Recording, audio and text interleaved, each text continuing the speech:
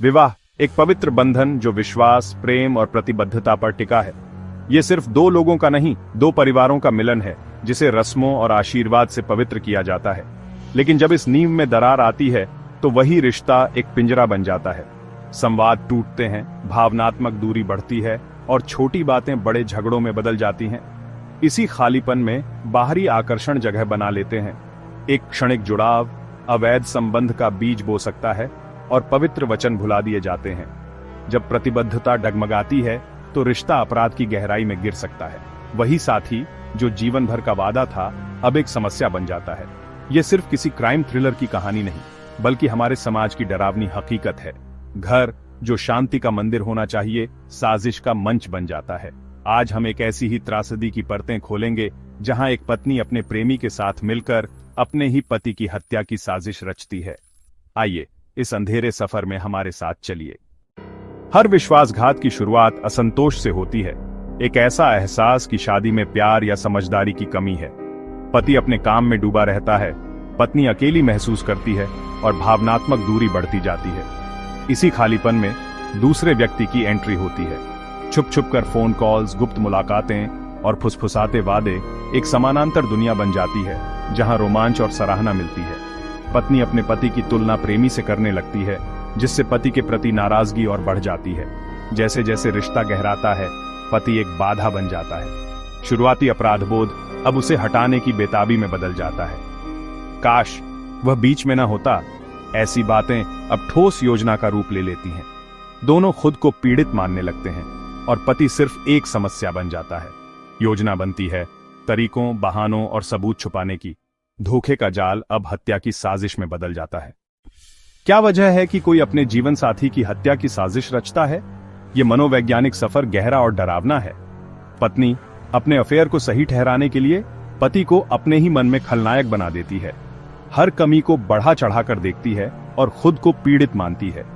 प्रेमी खुद को रक्षक मानता है, जो प्रेमिका को दुखी शादी से बचाने आया है। पति अब सिर्फ एक बाधा है। अफेयर की गोपनीयता दोनों के बीच एक नशे जैसी डोर बना देती है। शेयर्ड साइकोसिस, जिसमें दोनों अपने इरादों को जायज ठहराते हैं। हत्या की योजना अब अपराध नहीं, बल्कि साझा खुशी पाने का जरिया लगती है।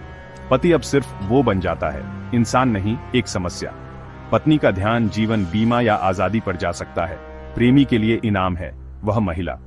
दोनों एक जीवन को सिर्फ एक चर में बदल देते हैं। हत्या का कृत्य सहानुभूति और नैतिकता के पतन का प्रतीक है।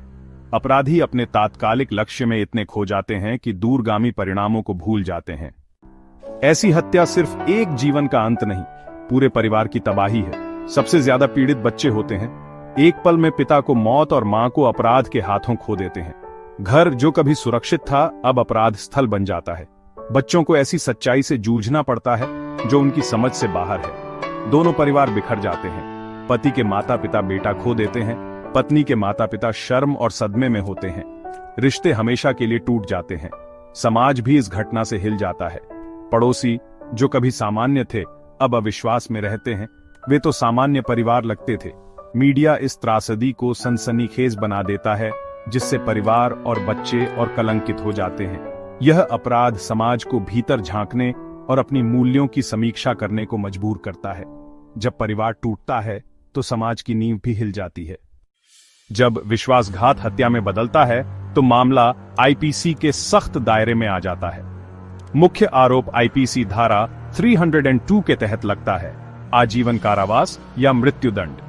साजिश वाले मामलों में आईपीसी धारा 120B भी अहम है।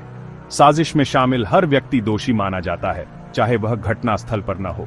अभियोजन पक्ष को साजिश साबित करने के लिए फोन रिकॉर्ड मैसेज और गवाहों की गवाही का सहारा लेना पड़ता है।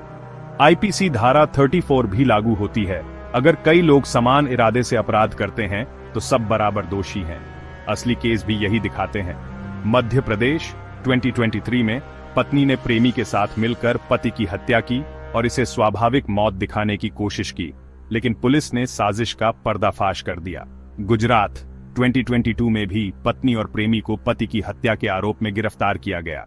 मकसद एक ही था, पति को हटाना। ये केस दिखाते हैं कि फॉरेंसिक और डिजिटल सबूत अपराधियों को सजा दिलाने में कितने अहम हैं। ऐसा अपराध हमें सोचने पर मजबूर करता है। आज के दौर में विवाह का असली अर्थ क्या है? क्या यह सिर्फ सामाजिक अनुबंध है या इसमें कोई गहरी नैतिकता बची है? तलाक एक सभ्य विकल्प है, लेकिन हत्या का चयन ये मानव जीवन की पवित्रता की उपेक्षा है। रक्षक ही भक्षक बन जाता है।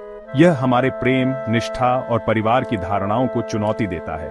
आखिर प्रेम इतनी क्रूरता की वजह कैसे बन सकता है? क्या हम आदर्श विवाह के दिखावे पर जरूरत से ज्यादा जोर दे रहे हैं? क्या तलाक से जुड़ी बदनामी लोगों को हिंसक रास्तों की ओर धकेल रही है? यह दिखाता है कि आम लोग भी जुनून और आक्रोश में असाधारण बुराई कर सकते हैं। यह कहानी सिर्फ एक अपराध नहीं, बल्कि इंसानी दिल के अंधेरे की चेतावनी है। हमें अपने रिश्तों को समझने, विश्वास की कद्र करने और हर जीवन की पवित्रता को याद रखने की जरूरत है।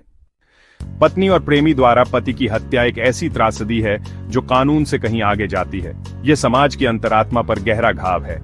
विश्वास और मानवता के खिलाफ अपराध।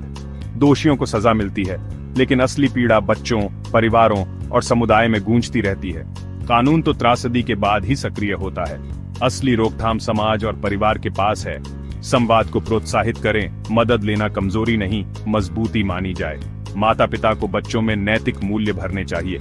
शिक्षा और मीडिया को स्वस्थ रिश्तों की कहानियां दिखानी चाहिए। तलाक चाहे दर्दनाक हो, हत्या से कहीं बेहतर विकल्प है। संवाद और सम्मान को बढ़ावा दें ताकि घर प्यार का आश्रय बना रहे। हमें कानून, समाज और परिवार तीनों स्तरों पर काम करना होगा ताकि रिश्तों की पवित्रता बची रहे और घर अपराध का मंच न बने।